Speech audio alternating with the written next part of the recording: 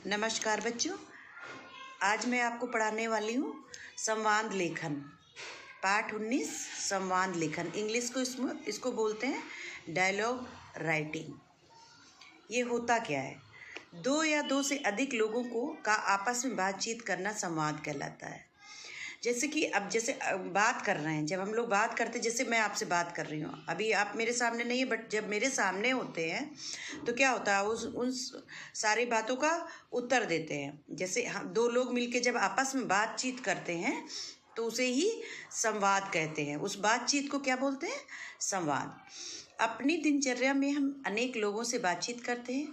उसी बातचीत को जब हम लिखकर दूसरों के सामने प्रस्तुत करते हैं तो वह संवाद लेखन कहलाता है। अब जैसे कि दो लोग, दिन भर में हमने बहुत लोगों से बात करी। आप सुबह उठे तो मम्मी से बात करी, फिर पिताजी से बात करी, भाई बहनों से बात करी, अपनी फ्रेंड से बात करी, स्कूल गए तो टीचर से बात करी, दुकान पे गए तो दुकानदार से बात करी। किसी भी अननोन, किसी भी जानकारी वाले व्यक्ति हो या ना जानकारी वाले, जो भी बातचीत करते हैं उसको संवाद कहते हैं। और जो वही बातें आकर के आपने अगर लिख दी उसको, तो वो क्या होगा? संवाद लेखन कहलाएगा। अब संवाद लेखन लिखते समय जो है ध्यान देने योग्य बातें। अब जब कोई टॉपिक आपको दे दिया जाएगा, कोई शीर्षक दे दिया जाएगा कि आप इस पे संवाद लेखन लिखिए, तो उसमें कुछ महत्वपूर्ण बातें होती हैं जो लिखते समय हमें ध्यान में रखनी चाहिए। जैसे संवाद छोटे एवं स्पष्ट होने चाहिए। अब जो भी संवाद आप लिख रहे हैं, जैसे दुकानदार ने आपसे जो बात कही, आपने उससे क्या बात कही, तो जो पढ़ने वाला है उसको आपका जो संवाद लेखन है, लिखा हुआ है, वो समझ में आना चाहिए। ये नहीं है कि आपने कुछ भी लिखते गए और पूरा हमने पढ़ लिया तो समझ में नहीं आया। आप जब दो ही डायलॉग लिखेंगे, दो ही संवाद लिखा आपने, और उसके बाद कुछ ऐसा होना चाहिए कि उत्सुकता बनी रहनी चाहिए कि आगे अब क्या हो रहा है, आगे क्या हो रहा है।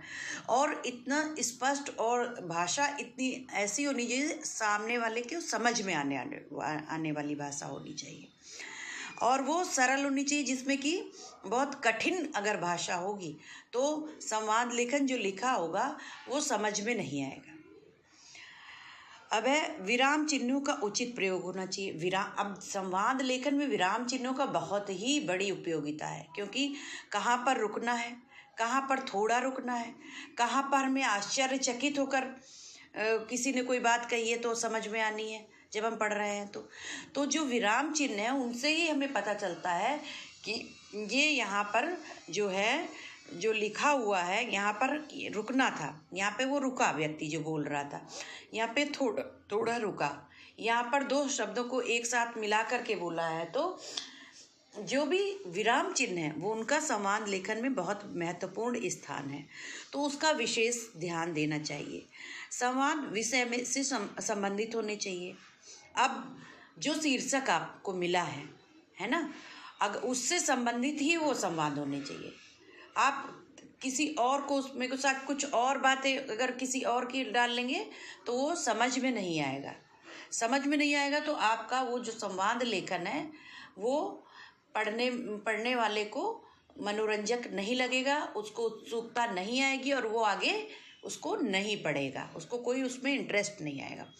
तो संवाद लेखन ऐसा लिखा होना चाहिए जिससे कि उसमें पढ़ने वाले को इंटरेस्ट आए और वो आगे की आगे बढ़ता जाए। अब संवाद लेखन जो होता है, आपने देखा होगा फिल्में, आप टीवी में देखते हैं ना, पिक्चर देखते, फिल्म देखते हैं, कोई सीरियल देखते हैं, तो वो जो लोग होते हैं, जो वो अभिनेत्री और अभिनेता लोग होते हैं, उनको ये डायलॉग राइटिंग ही लिख के दी जाती है। उनको जो स्क्रिप्ट मिलती है उसमें क्या संवाद लेखन होता है। तो वो जितना अच्छा लिखा होगा उतना अच्छा वो अभिनय कर पाते हैं। और जब बढ़िया अभिनय कर लेंगे और वो कहानी में भी दम होगा, तब आप उस जो है सीरियल या पिक्चर को देखते हैं बैठ के, उत्सुकता बढ़ती है।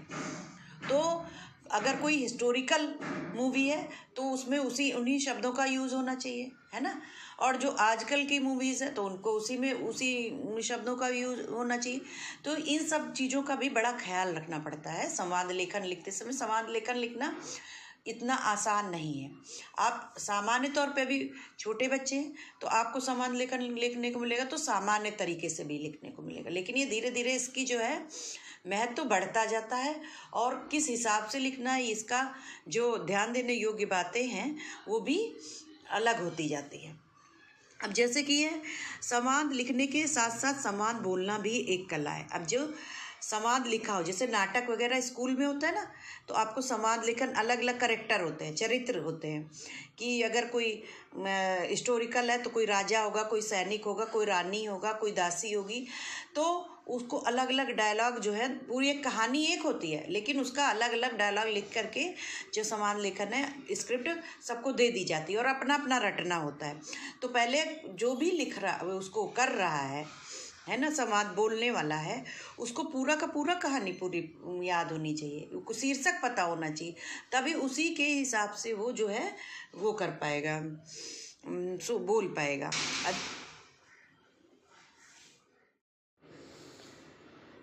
अब ये आपको पता चल गया कि संवाद लिखते समय किन किन बातों का ध्यान रखना होता है। संवाद जो है ये बोलना भी एक कला है। संवाद बोलते समय उनकी स्पष्टता, भाषा एवं हाव भाव पर अवश्य ध्यान देना चाहिए। अब संवाद जब बोल रहे हो, आप देखते ना अभिनेत्री और अभिनेता लोग या नाटक कोई स्कूल वगैरह में होता है, तो जब बोल रहे हैं तो संवाद इस तरह लिखे होने चाहिए कि वो बोलने पे उतने ही इफ़ेक्टिव हो, है ना, उसको जो सामने वालों पर उसका बहुत अच्छा प्रभाव पड़े कि ये अगर राजा है तो राजा के डायलॉग किस तरह से बोलने, रानी है तो रानी के डायलॉग किस तरह, तो वो उसी के हिसाब से लिखे भी होने चाहिए। तो लिखते समय इन बातों का भी विशेष ध्यान देना होता है। अब एक उदाहरण है आपके सामने संवाद लेखन का, जैसे कि भूकंप का समाचार सुनने के बाद दो पड़ोसियों में हुई बातचीत। अब जैसे कि कोई भूकंप आया हुआ है, रात में आया या कोई अगले शहर में आया या कल आया था, तो उसमें दो लोग फिर बातचीत उस पर कर रहे हैं, जैसे कि मेहरा जी। अब आपको लिखना होगा तो यहाँ पे जो बात कर रहा है उसका नाम और जो डायलॉग हुआ वो यहाँ पर लिखना होगा। तो पहले क्या लिखेंगे हम लोग, जिसके बारे में जिससे बात हो रही है उसका भी और जो बात कर रहा है उसका भी। तो मेहरा जी, शर्मा जी सुनते हैं, मेहरा जी बोल रहे हैं, शर्मा जी सुनते हैं, शर्मा जी अब बोल रहे हैं, क्या हुआ मेहरा जी। फिर मेहरा जी ने बोला, क्या आपने नहीं सुना, पड़ोसी देश में भूकंप आया है। अब जिस तरह मैं बोल रही हूँ अब इसका इफेक्ट पड़ रहा है क्योंकि क्वेश्चन मार्क लगा हुआ। अब मेहरा जी यहाँ पे बोल रहे हैं तो जो ये डायलॉग लिखा गया है, जो ये संवाद लेखन है लिखा हुआ है, वो क्वेश्चन मार्क प्रश्नवाचक चिन्ह है। तो मेहरा जी ने कहा, शर्मा जी सुनते हैं, मतलब वो एक प्रश्न कर रहे हैं। तो यहाँ पे प्रश्नवाचक जो ये विराम चिन्ह है उसका बहुत महत्व है। यहाँ पर जो डायलॉग है उसको प्रश्न करते हुए बोलना है। और शर्मा जी ने कहा, शर्मा जी फिर क्या कह रहे हैं, क्या हुआ मेहरा जी। वो एकदम आश्चर्य में हो गए और उन्होंने सोचा कि क्या हो गया, मैं तो पता ही नहीं। अब मेहरा जी कह रहे, क्या आपने नहीं सुना, पड़ोसी देश में भूकंप आया है। शर्मा जी, क्या कहा आपने, भूकंप। अब यहाँ पे पता चल रहा है कि शर्मा जी को पता नहीं था कि भूकंप है, कब और कहाँ आया। अब वो आश्चर्य प्रकट कर रहे हैं कि कहाँ आया, कब आया। मेहरा जी, अभी सुबह के समाचारों में सुना कि चीन में भूकंप आया है। अब वो कह रहे हैं, अब सर मेहरा जी बता रहे हैं। तो अब ये इन जो संवाद लेखन लिखे हुए हैं इनसे ये आपको स्पष्ट हो रहा होगा कि कहाँ पे प्रश्न हो रहा है और कहाँ पर उत्तर बोला जा रहा है।